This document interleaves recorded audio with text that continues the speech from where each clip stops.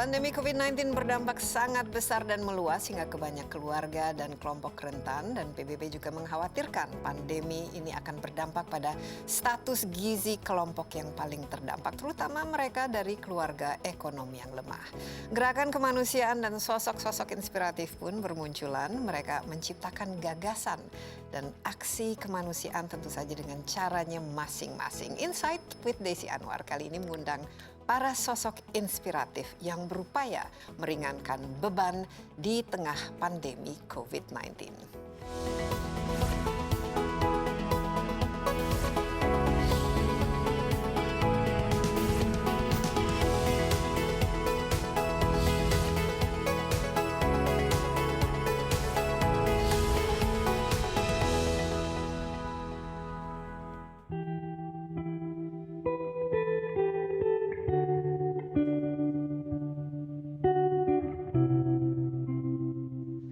Wabah COVID-19 yang kian meluas semakin membatasi ruang gerak masyarakat, pergerakan ekonomi, dan menggoyangkan keseimbangan roda kehidupan, sehingga tidak sedikit masyarakat yang harus mengalami situasi yang cukup sulit.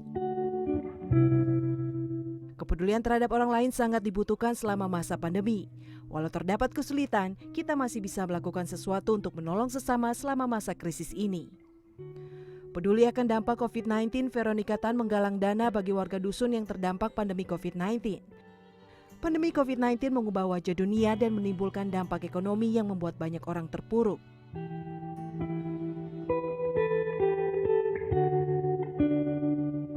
Tenaga kesehatan sebagai garda terdepan dalam menangani virus corona terus mendapatkan dukungan dari berbagai pihak. Wujud nyata dukungan Dr. Mesti Aryo Tejo pada tenaga kesehatan dihadirkan melalui program APD untuk negeri yang digagas oleh sebuah platform yang dibangun khusus untuk menggalang dana bantuan kesehatan. Pandemi tidak bisa dihadapi secara individual oleh orang per orang ataupun oleh pemerintah saja, tapi memerlukan ikhtiar bersama dengan semangat ukhuwah Islamiyah, ukhuwah Wataniyah, dan ukhuwah Insaniyah. Masyarakat dengan tulus saling membantu, ikhlas membagikan sebagian rezekinya untuk meringankan saudara-saudara yang kesusahan.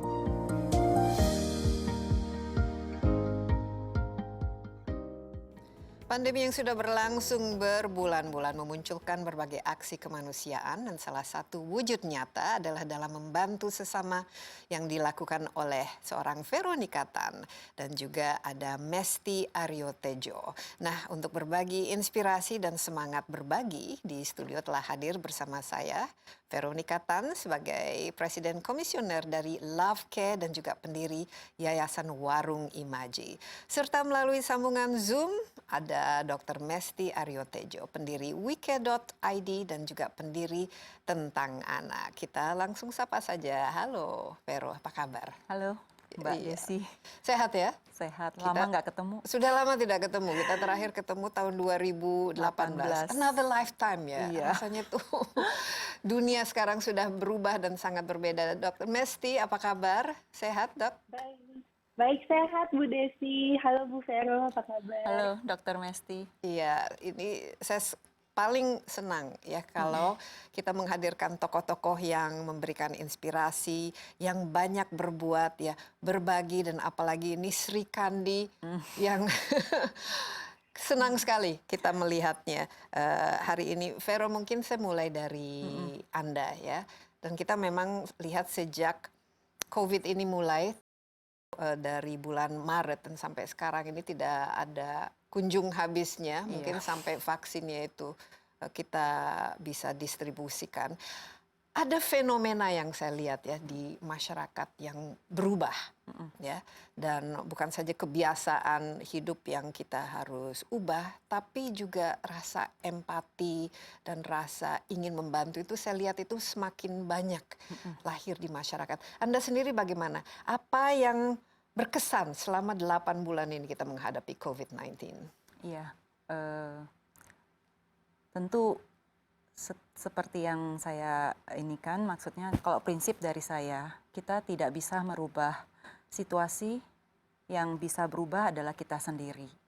Kalau saya mungkin kita pergaulan komunitas yang ada di sekeliling saya itu yang mungkin membuat rasa empati itu ada. Saya pernah diajarkan oleh seorang pendeta memang, beliau mengatakan kalau Anda hanya mempunyai simpati, Anda hanya akan berhenti di ya udah kesian, lihat orang yang membutuhkan, ya kesian ya. Jadi itu rasa simpati.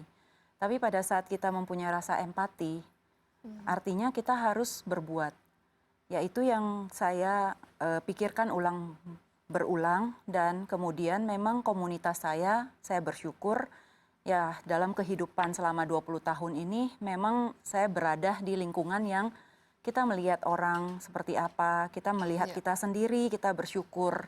Tapi pada saat kita punya sedikit rasa untuk berbagi gitu, satu demi satu, kalau kita berpikiran positif dan membantu, dan semua orang berpikiran yang sama, saya yakin kita akan bisa membangun lingkungan di mana kita berada. Nah itu sebenarnya seperti prinsip yang memang itu harus ditanamkan dan kita juga harus melakukannya, sehingga selain kita berbagi, kita juga belajar untuk mempunyai hati yang ya berempati ya, seperti itu. Nah khusus untuk COVID-19 ini ya, apa ya memang apalagi di Indonesia kan kita memang negara berkembang, banyak masalah, banyak kemiskinan, banyak saudara-saudara yang perlu dibantu. Khusus pada saat COVID-19 ini, apa yang membuat yang Mbak Vero lihat ini perlu ini saya ekstra bantuannya karena ini pada dampaknya saat sangat kuat. COVID ini yang pertama kita pikirkan adalah banyak pekerjaan dari yang mungkin karyawan-karyawan itu yang sebenarnya tiba-tiba mati tutup. Dan kita melihat kalau karyawan itu hanya dengan UMP, kalau mereka itu hidupnya ya sehari demi sehari. Kalau satu hari nggak digaji, ya kebutuhan keluarga nggak akan terpenuhi gitu. Nah itu yang kelihatan sebenarnya yang akhirnya balik lagi ya anak-anak, keluarga. Dan kebetulan memang kan waktu itu saya juga ada maksudnya sekarang ini juga kita membentuk satu yayasan Warung Imaji. Dan waktu sebelumnya itu kan memang kita pernah ngadain musikal dan melibatkan beratus-ratus anak. Nah sekeliling kita siapa? Nah saya melihat di Jakarta ini yang paling kita lihat dan kita bisa bantu karena ada di kelilingnya kita sendiri juga dengan Yayasan Warung Imaji, anak-anak. Ya itulah kita bekerja sama dengan stakeholder, lihat bagaimana sih apa yang perlu. Yang paling penting adalah makanan mereka jangan sampai terputus, karena itu basic. Karena dengan pemutusan pekerjaan, otomatis semuanya akan terdampak. Kedua ya tentu jangan sakit ya. Nah kita kerjasama dengan stakeholder untuk coba mengambil bagian lah untuk ikut membantu pemerintah seperti itu. Karena itu kondisi yang paling krusial kalau sampai makan, sandang, ya tempat tinggal sih ada ya. Tapi makanan yang paling krusial. Iya, memang tantangannya COVID-19 ini bukan saja masalah ekonomi, bukan saja masalah kesehatan ya, tapi sangat berdampak pada masalah ekonomi. Sebelum kita bicara mengenai yayasan-yayasan yang didirikan selama COVID ini dan khusus untuk membantu, bagaimana? Mesti Anda sendiri bagaimana melihat momentum dari COVID-19 ini untuk melakukan yang lebih, going the extra mile bagi teman-teman dan saudara yang membutuhkan. Ya, baik. Terima kasih Bu Desi. Sebenarnya sama kembali lagi seperti apa yang Bu Vero katakan, bagaimana kita melihat situasi ini bukan menyalahkan kondisi, tetapi bertanya pada diri kita, apa yang bisa kita lakukan untuk setidaknya bermanfaat untuk orang lain. Tidak perlu besar, tetapi dari orang terdekat kita dahulu. Nah, kebetulan waktu awal pandemi ini, saya baru selesai sekolah spesialis anak, dan saat itu saya sedang hamil 8 bulan. Nah, karena penyakit COVID-19 adalah sesuatu yang baru, kemudian pada ibu hamil juga berisiko tinggi, akhirnya saya harus dirumahkan, tidak boleh masuk ke rumah sakit. Nah, saat itu saya merasa, waduh, kok nggak enak sekali ya, teman-teman saya berjuang nih di garda terdepan. Apa yang bisa saya lakukan gitu. Kebetulan memang saya memiliki satu yayasan, wecare.id. Nah, dari situ saya melihat peluang bahwa sepertinya sudah mulai banyak yang kekurangan alat pelindung diri. Dan teman-teman saya, bahkan saya saat sebelum dicutikan itu saya sudah kesulitan untuk mendapat surgical mask. Dan walaupun pemerintah menyatakan akan mendatangkan atau mengimpor alat pelindung diri, kemudian akan mendistribusikan, saya yakin itu akan membutuhkan waktu yang sangat lama. sehingga para tenaga kesehatan juga berperang melawan waktu dan cepat-cepatan gitu. Bagaimana mereka harus selalu terlindungi. Akhirnya WeCare.id bekerja sama dengan para partners, kemudian kami juga mendata. Saat itu kami memiliki pendataan yang paling banyak, sekitar 2.300 fasilitas kesehatan yang melapor bahwa mereka kekurangan APD, dan akhirnya dalam waktu singkat kami bisa menggalang dana cukup banyak dan mendistribusikan APD ke hampir 2.000 fasilitas kesehatan di Indonesia. Oke, jadi WeCare.id ini kapan persisnya didirikan, Mesti? Pada bulan apa? Sebenarnya WeCare.id ini sudah ada sejak tahun 2015.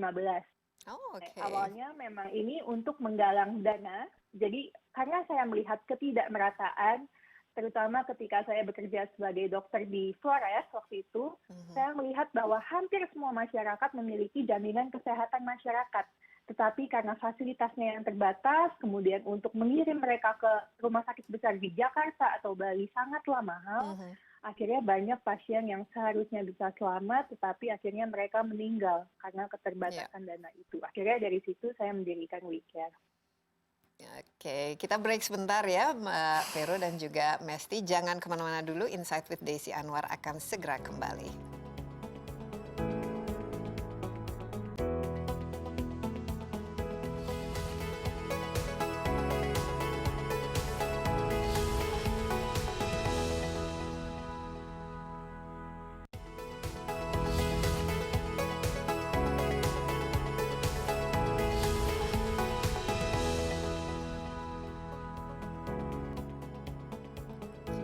Ya, masih bersama Insight with Desi Anwar. Saya ditemani di studio oleh Veronica Tan, Presiden Komisioner Love Care dan juga pendiri Yayasan Warung Imaji, dan juga lewat sambungan Zoom ada Dr. Mesti Aryotejo, pendiri WeCare.id dan juga pendiri Tentang Anak. Ini adalah dua orang yang kita harapkan bisa memberikan inspirasi bagi kita semua, karena pada masa-masa sulit ya, masa COVID-19 ini kita harus bahu-membahu, kalau tidak ya ini sulit kita keluar dari keterpurukan ekonomi. Sekarang Indonesia sudah masuk resesi, ini merupakan masalah global. Tapi saya lihat ini Indonesia ini salah satu kekuatan itu adalah semangat gotong royongnya ini.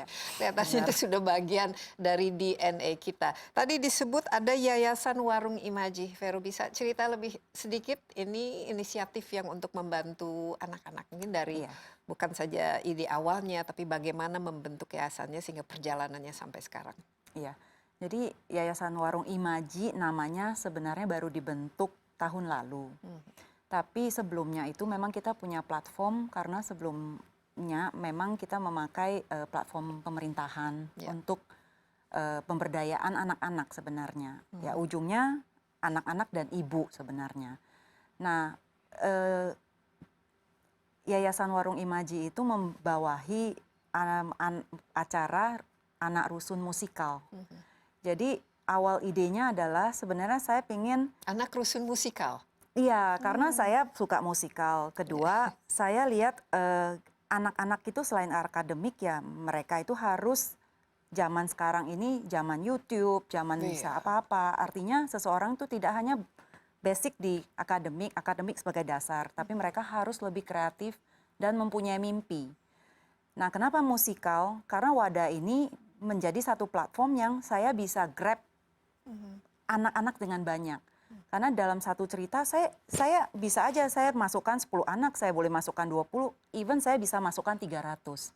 Nah, kalau semakin banyak anak-anak yang terlibat, semakin banyak mereka belajar melalui cerita yang ada, kebersamaan, gotong royong, semua karakter building itu disiplin, kreatif. Nah, itu masuk di dalam. Nah, ini kita memang ambil dari anak 7 tahun sampai 15 tahun, karena masa ini adalah masa krusial.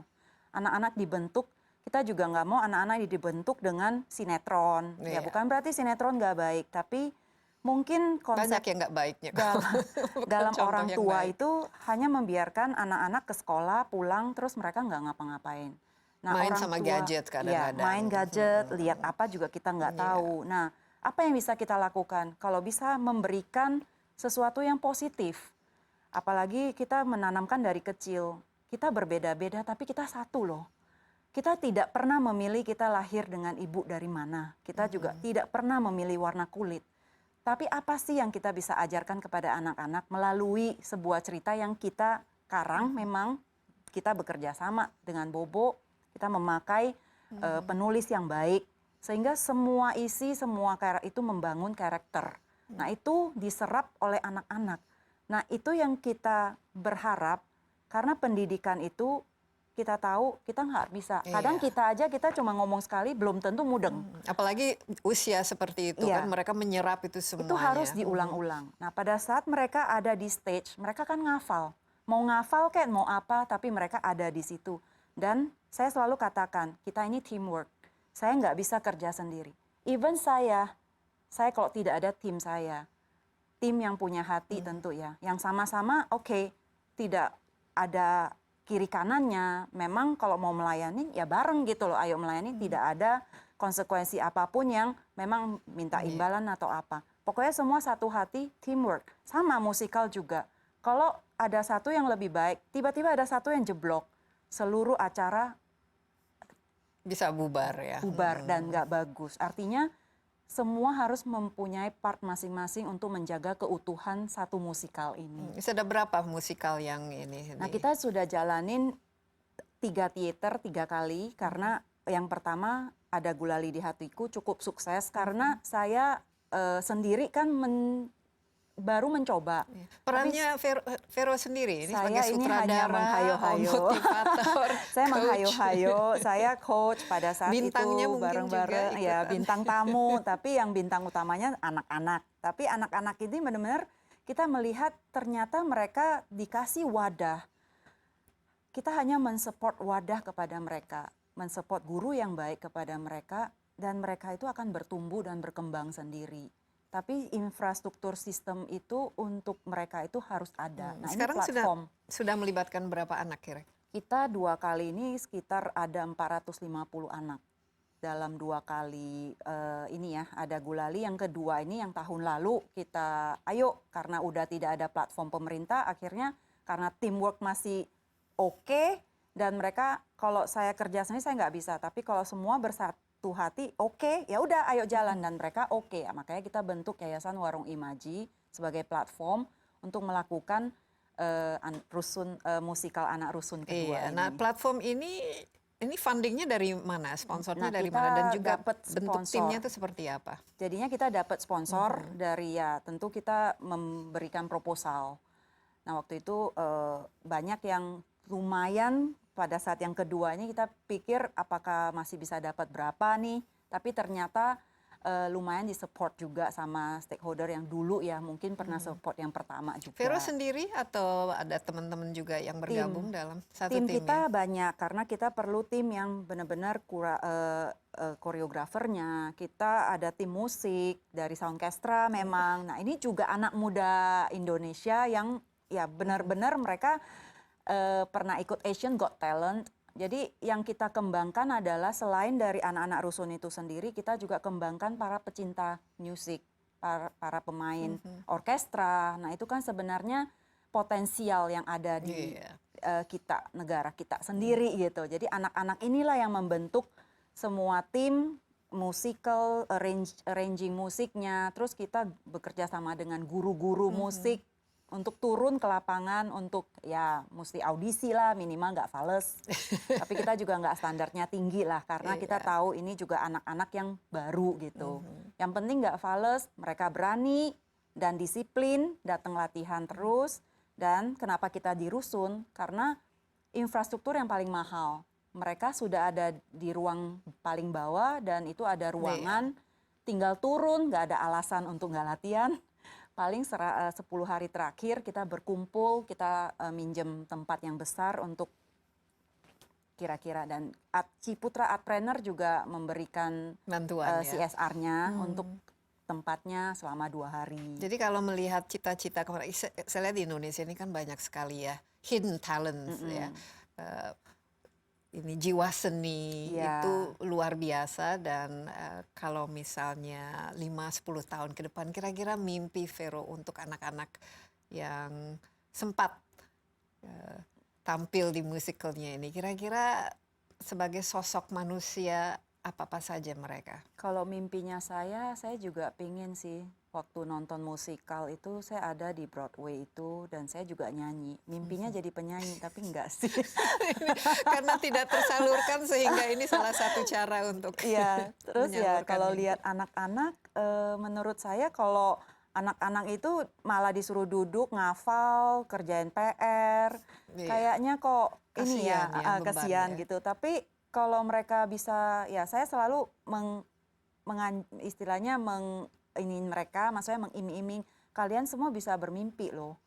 Kalian mau jadi apa bisa bermimpi asalkan kalian tuh ya rajin, ya tentu kalian harus terus kekeh gitu loh kalau pengen jadi apa. Nah kalau pengen jadi penyanyi ya penyanyi yang baik gitu ya. Maksudnya penyanyi yang dilatih dengan baik dan terus humble gitu. Nah kalian bisa Iya. jadi. Yang penting ada wadahnya, Ya, ada yang penting ada bimbingannya, wadah, kesempatannya ya. juga. Dan Vero sendiri mereka happy ya.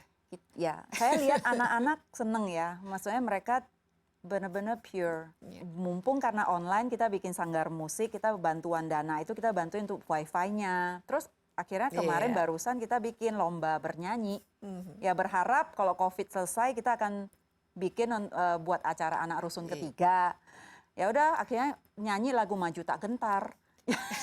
Ya lucu-lucu sih ini anak-anak. semangat yang kita butuhkan Tapi sekarang. yang penting kita kreatif aja mau apa kita. Yang penting kita punya hati, kita pengen apa gitu, pengen lakukan apa gitu. Baik, ya kita break sebentar ya. Dan Mesti juga jangan kemana-mana dulu, nanti kita fokus ke Anda. Jadi tetaplah bersama Insight with Desi Anwar. Kami akan segera kembali.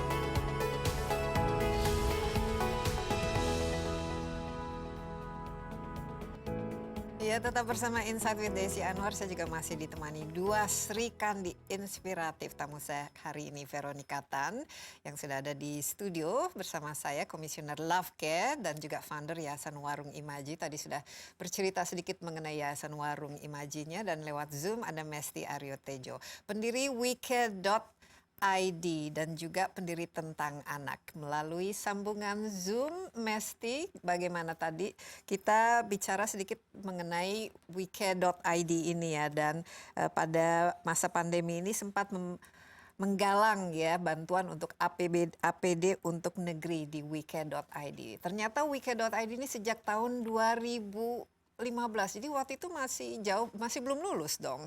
Bisa cerita sedikit mengenai kenapa, dan tadi juga disebut membantu misalnya di daerah-daerah terpencil seperti Flores.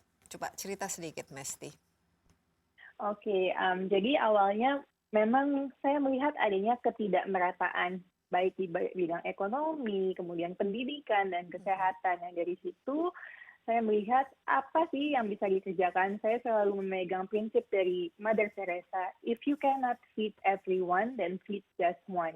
Jadi waktu itu pada tahun 2015, sebelum saya masuk sekolah spesialis anak, ketika saya pulang dari Flores, saya merasa, aduh ini pasien itu sangat butuh dibantu. Dan bagaimana caranya, tidak mungkin perubahan infrastruktur akan secara cepat apa yang bisa saya lakukan.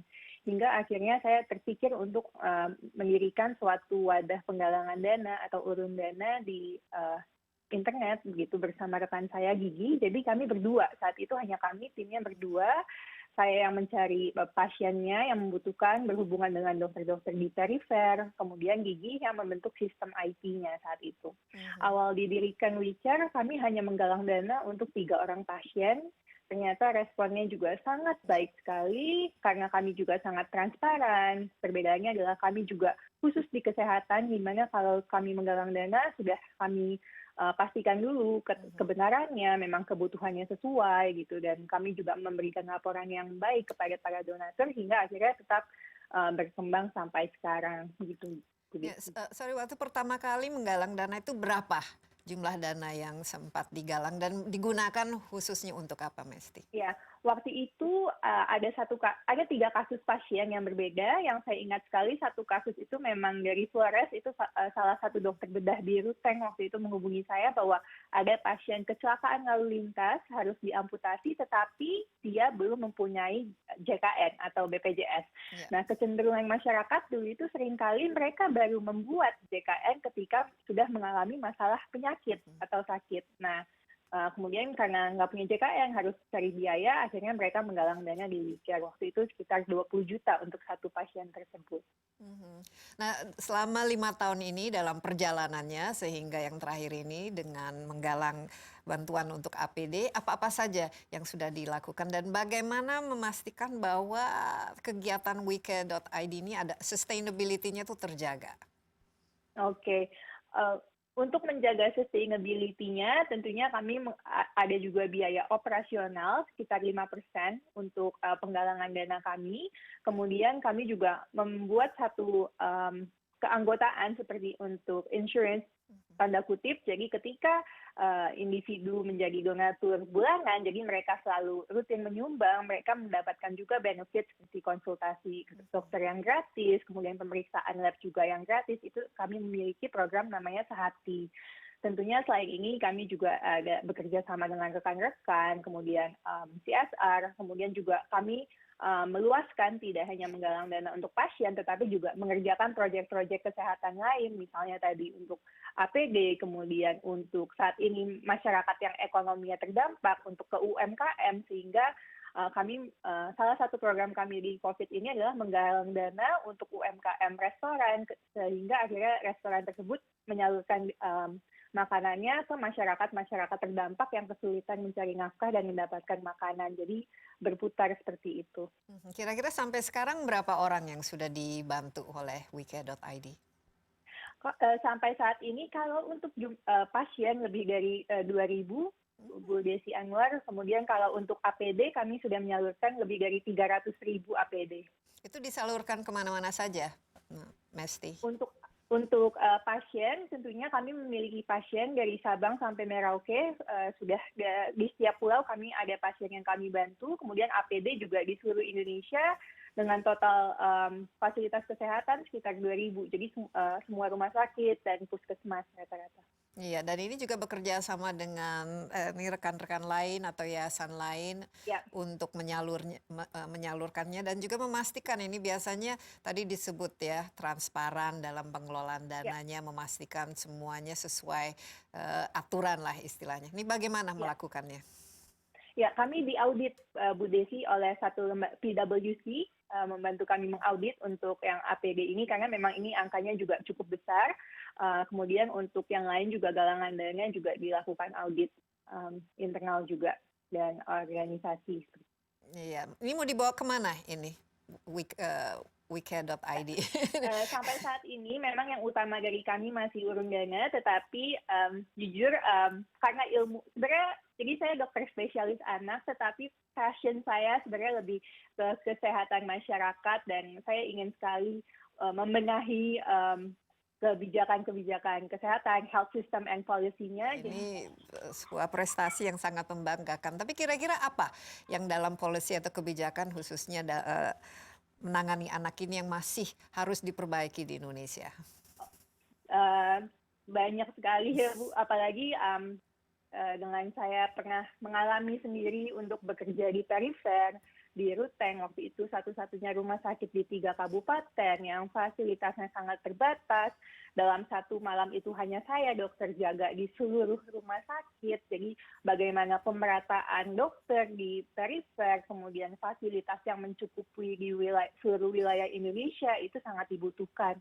Belum lagi edukasi yang tidak merata, ketimpangan informasi tentang kesehatan, ketimpangan informasi tentang parenting, bagaimana merawat anak yang baik, seperti Ibu Vero tadi juga bilang bahwa seorang individu itu dibentuk dari masa kecilnya, mereka harus belajar memiliki karakter yang baik, sehingga juga akhirnya saya mendirikan Tentang Anak, suatu wadah edukasi untuk bagaimana sih orang tua bisa mendidik anaknya dengan baik dan agar anaknya juga tumbuh sehat, seperti itu. Iya, cita-citanya juga mulia sekali nih kalau saya lihat Mesti. Tapi ngomong-ngomong ini kan membantu ya pemerintah juga menanggulangi kebutuhan yang selama ini diperlukan. Kita ingat awal-awal COVID ini masalah APD itu menjadi ini isu besar. Bagaimana sambutan dari pemerintah? Kan kita ada Satgas COVID-nya. Apakah mereka welcome, terus ada bekerja sama dan dukungan yang diberikan?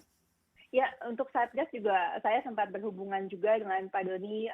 Mereka sangat welcome. Kemudian saya juga berhubungan langsung dengan Pak Wiku. Waktu itu juga saya berkumpul dengan, saya mengumpulkan Ketua Ikatan Dokter Anak Indonesia, penyakit dalam untuk menyelenggarakan diskusi hingga akhirnya muncul juga rekomendasi ke Pak Presiden untuk penanggulangan COVID waktu itu. Kemudian juga selain itu juga saya bersama dengan Ikatan Dokter Anak Indonesia juga melakukan pertemuan dengan Pak Menko. Jadi ada diskusi terkait bagaimana sih teknik membenahi untuk COVID saat ini. Iya, baik, kita break sebentar. Mesti luar biasa ceritanya, dan Vero juga masih standby dulu ya. Kita perjalanan dan diskusi kita masih cukup panjang. Tetap bersama kami dalam Insight with Desi Anwar.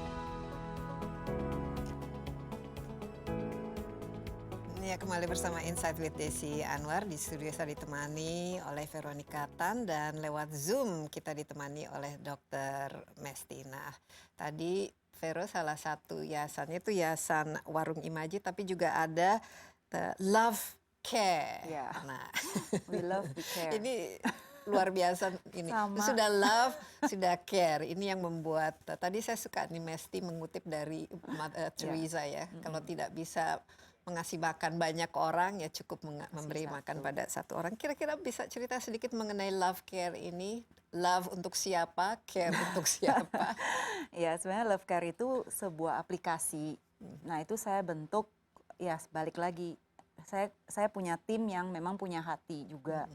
Jadi dokter yang nemanin saya di dalam Love Care ini, itu tuh dari awal itu ngikutin saya waktu saya di Yayasan Kanker Indonesia. Ya, sorry, ini Love Care ini khusus fokusnya kesehatan ya? Ya, Kalau tadi jadi Imaji Love Care untuk ini anak satu kecil. aplikasi yang memudahkan pasien pada saat mereka membutuhkan home care.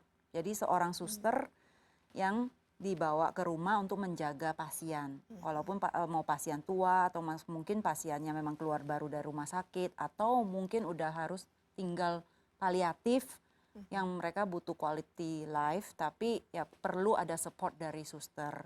Nah, aplikasi ini membuat si suster itu bisa mengisi semua kejadian-kejadian yang dia lakukan pada saat berada di rumah menjaga si pasien.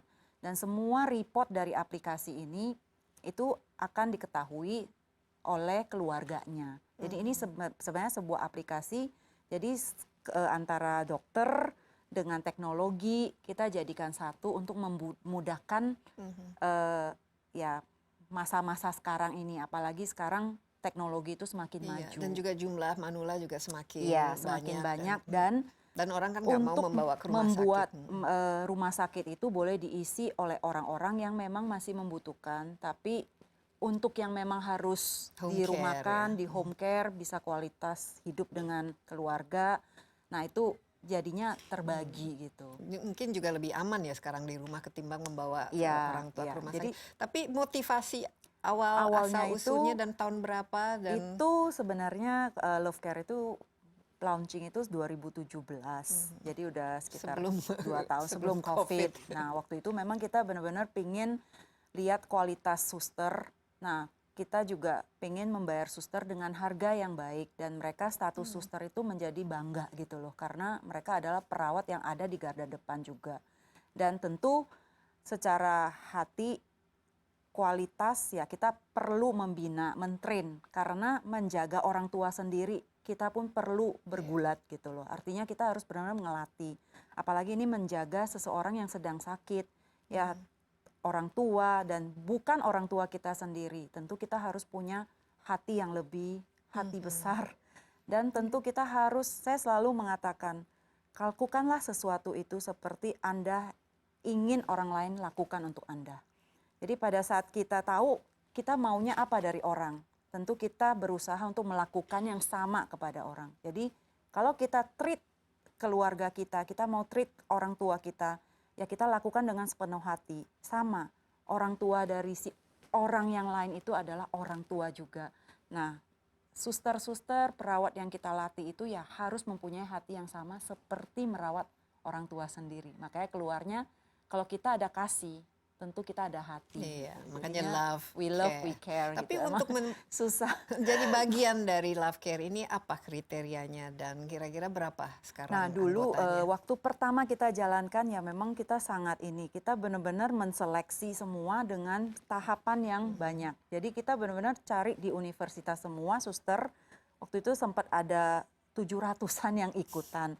Nah mereka ngisi lah, maksudnya mereka jadi kita juga iniin psikologisnya. Jadi kita panggil psikologis untuk lihat ini suster ini seperti apa gitu. Maksudnya ada Ya, aneh-aneh enggak, yang penting apalagi dia enggak kalau ini. masuk ke rumah orang. Ya betul, harus kita dicek. juga nggak mau ada yang sakit jiwa atau apapun. Nah itu melalui proses seleksi sampai segitu, sampai terakhirnya secara akademik mereka juga harus tahu. Misalnya pasang infus pun.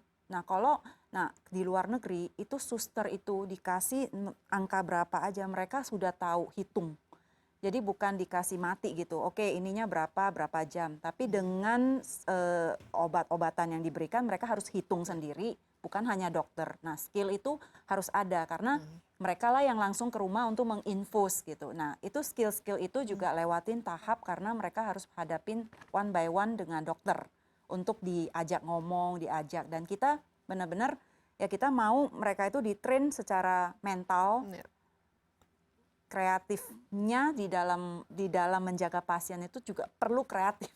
Nah itu semua masuk di dalam kriteria kita.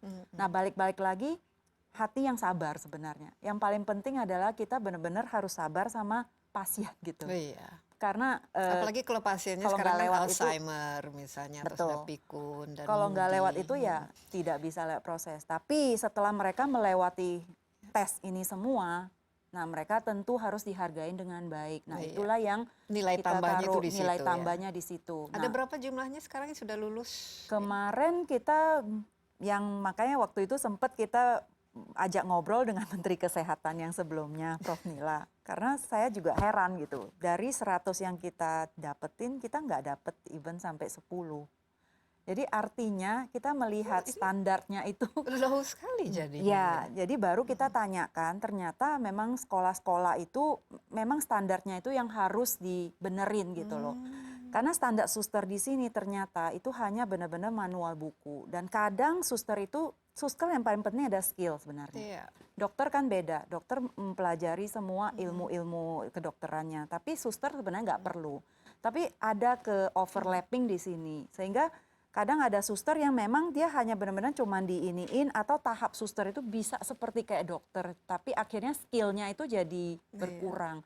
Nah itulah yang sebenarnya kita sounding juga ke kementerian sebelumnya dengan standar kedokteran itu apakah kita yang terlalu tinggi atau memang standar suster di tempat kita ini. Akhirnya kita cuma dapat sampai sekarang ini cuma ada 10. Ini mungkin harus kerja sama sekolah perawat. Nah lebih ini kita intensif lagi rencana ya. memang kita berusaha, maksudnya kita karena kena COVID juga, karena sebelumnya tahun lalu memang kita udah berusaha aplikasinya di launching dan kita coba gimana pasiennya mendapat feedback apa untuk kita iniin. Tapi kedepannya memang harus ada sekolah training yang khusus yang benar-benar ya itu bisa benar-benar ada kualitas standar. Iya. Karena saya yakin itu akan sangat dibutuhkan. Ya mungkin suatu saat saya juga akan membutuhkan itu. Iya, dan saya lihat juga di negara-negara berkembang ini Iya. biasanya kan mencari home care untuk orang tua mereka, Ke dan rumah. biasanya kalau kita jangan hanya mengirim TKW saja yang low skill, tapi Benar. perawat-perawat kita yang memiliki skill Tapi yang itu sebenarnya tertentu. misi yang baik juga supaya suster-suster kita yang dikirim-kirim ke luar negeri itu ya benar-benar yang suster betul-betul profesional. profesional. Karena ini kalau profesional juga dari segi Ya. salary-nya atau pendapatannya Betul. juga lebih tinggi. Nah ini dari yang tua-tua, Manula, Mesti sebagai dokter spesialis anak, ada ini juga tentang anak. Nah, ini apa yang bisa diceritakan dan apa yang Ya. ingin dicapai?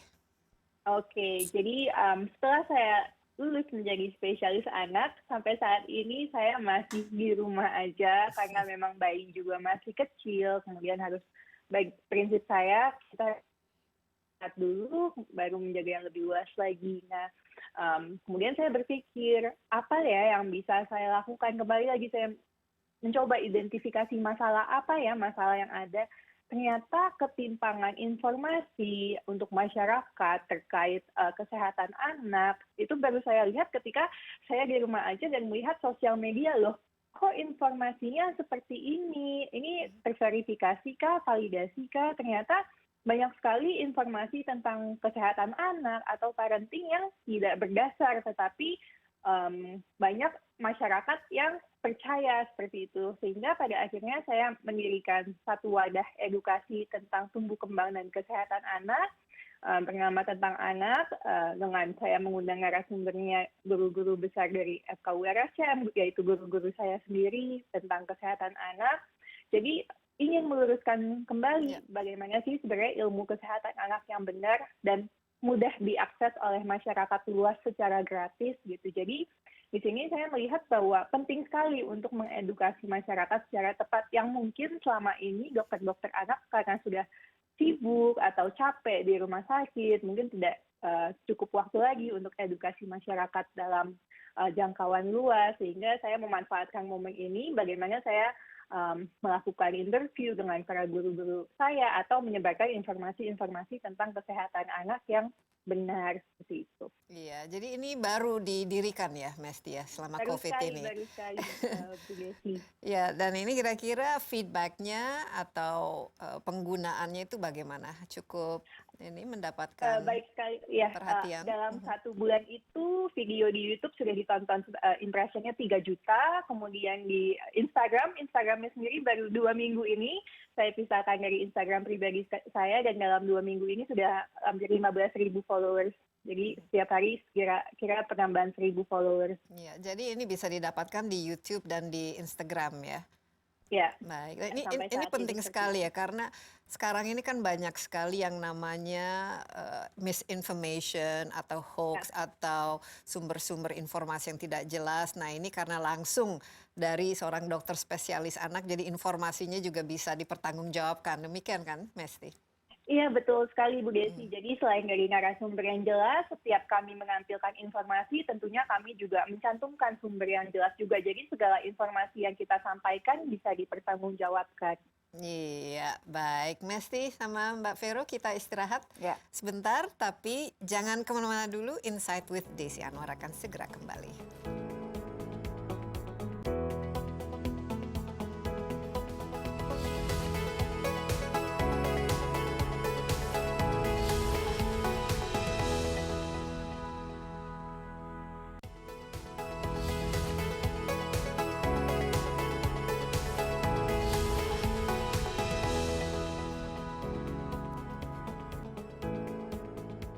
Iya, Insight with Desi Anwar kali ini ditemani oleh dua Sri Kandi yang inspiratif. Di studio ada Veronica Tan dan tadi kita sudah cerita mengenai yayasannya dan lewat Zoom ada Dr. Mesti Aryo Tejo, seorang spesialis anak.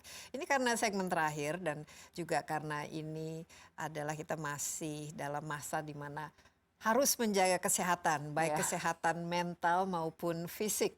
Mungkin mulai dari Mesti, Anda ini bagaimana? Apalagi baru punya baby selama 8 bulan ini supaya nggak stres. Ini pasti sekarang kan orang mau tidak mau harus lebih hati-hati menjaga kesehatan supaya tidak stres, tidak bosan, apalagi kalau lebih banyak menghabiskan waktu di rumah. Apa saja tips dan triksnya untuk menginspirasi audiens kita? Oke, mungkin kembali lagi kepada tadi yang sudah Bu Vero dan saya juga utarakan bahwa bagaimana kita melihat momen ini sebagai suatu kesempatan untuk lebih bersyukur bahwa kita dalam keadaan sehat atau kita bisa tetap ada di rumah dan menghabiskan waktu lebih banyak dengan keluarga yang sebelumnya kita sudah sibuk di luar. Walaupun saya tahu juga kondisi ini tidak ideal, seringkali kita jenuh, seringkali mungkin kita burn out atau depresi, tetapi yang paling penting adalah untuk kita memvalidasi perasaan kita, dan setiap individu pasti membutuhkan waktu berkualitas untuk dirinya. Baik para orang tua, tetap sayangi diri kalian, karena dari orang tua yang bahagia, maka akan lahirlah anak-anak yang bahagia juga. Jadi mungkin setiap hari kita harus memiliki me time, entah itu setengah jam atau 1 jam untuk melakukan hal-hal yang kita suka. Dan saya tahu ini pandemi sudah berkepanjangan sekali. Apabila memang harus keluar rumah, beraktivitas, atau ke outdoor, tetaplah terapkan protokol kedisiplinan. Iya, itu penting sekali ya. Jaga jarak, pakai masker, cuci tangan. Tapi ngomong-ngomong free time, me time, dan free time yang dipakai itu untuk apa saja persisnya? Bisa juga sharing misalnya contoh olahraga atau pola makan. Karena sekarang kan kita tidak boleh makan sembarangan misalnya, dan harus menjaga supaya tetap fit dan imun ya. Ya, memang untuk aktivitas yang disarankan adalah aktivitas yang ringan sedang olahraganya. Bagaimana kita tahu ketika kita melakukan aktivitas, napasnya tidak sampai terengah-engah. Itu yang artinya udah aktivitas berat. Nah, untuk aktivitasnya apa saja, bebas. Olahraga dengan YouTube kan itu gratis. Saya biasa di rumah, YouTube, dan dengan baby wearing bayi saya, itu banyak sekali program-program di YouTube, baby wearing exercise. Atau ada program yang lagi ngetren walk at home sekarang di YouTube gitu, jadi bisa melakukan itu. Atau aktivitas lain seperti bermain musik atau membaca buku atau sekedar rebahan di kasur, apapun yang membuat kita lebih tenang. Kalau tips untuk khususnya yang punya anak-anak, karena ini sangat menantang ya bagi anak-anak sekarang, harus nggak boleh bermain sama teman dan juga nggak sekolah. Ini pasti ada dampak dari segi psikis dan fisiknya juga ya. Ya. Oke, tips yang terpenting adalah kita harus memiliki rutinitas harian. Bukan hanya untuk diri kita, tetapi anak kita, rutinitas harian selama pandemi ini yang tentunya sangat berbeda dengan rutinitas sebelum pandemi.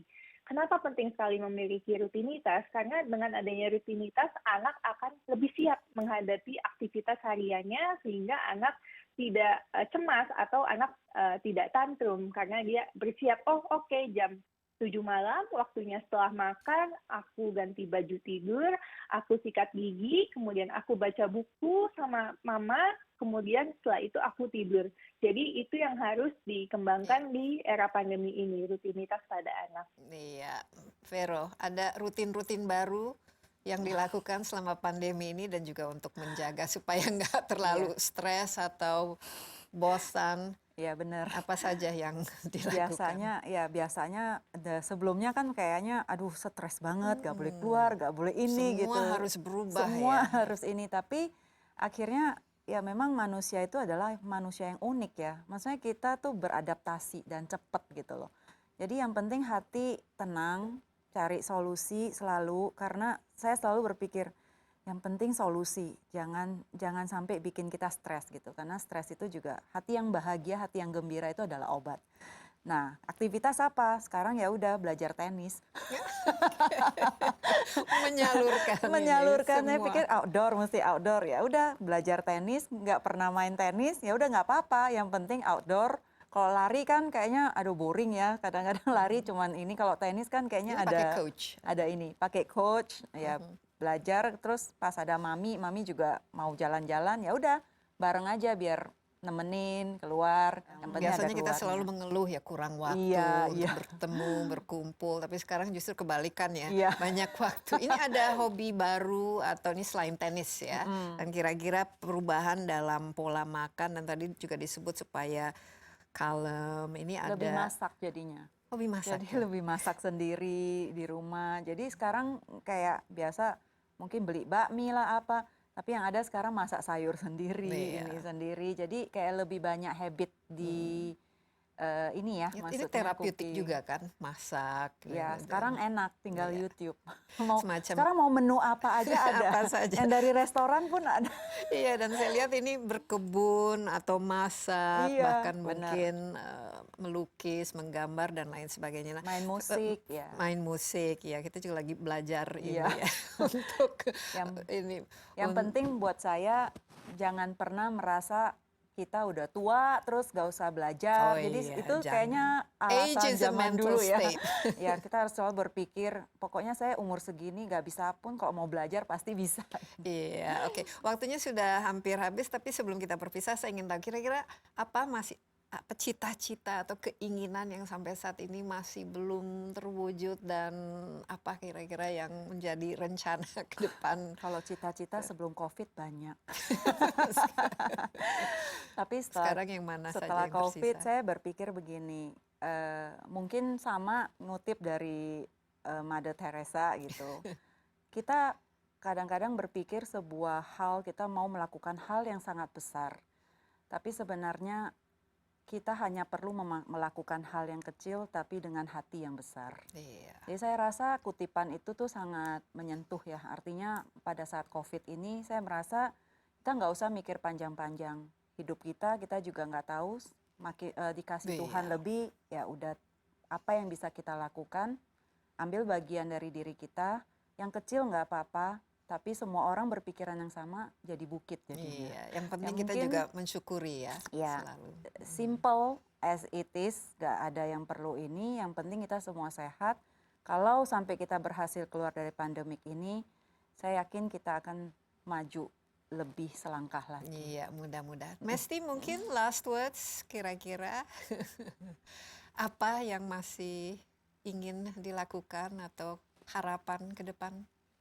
Ya, tentu masih banyak ya Bu Desi, karena saya merasa Masih muda dan banget tahu ini, bahwa perjalanannya masih hak panjang. kesehatan adalah hak asasi manusia untuk setiap individu.